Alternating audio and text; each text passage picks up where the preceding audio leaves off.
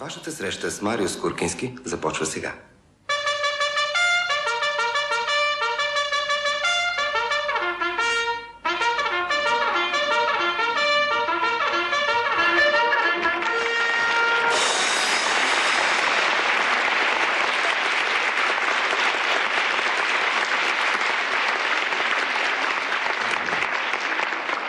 Добър вечер. Една привечер преди 8-9 години двамата с Пьотър Сергеич, изпълняващ длъжността съдебен следовател, тръгнахме към станцията с коне да проверим за писма.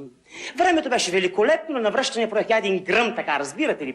И ние видяхме как един гневен червен облак се задаваше право към нас. Облак вървеше към нас, а ние към него. На фона му се белееха нашата къща, черквата, светлееха високите тополи, мирише на дъжд, но косено сено.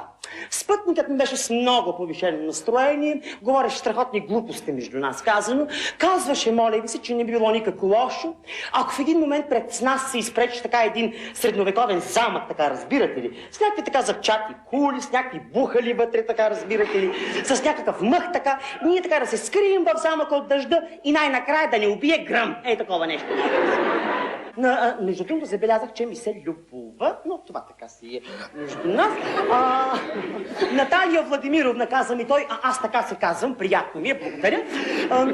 Какво ли не бих дал само и само да мога, колкото се може по-дълго така да стои, да ви гледам, вие днес сте просто прелесна.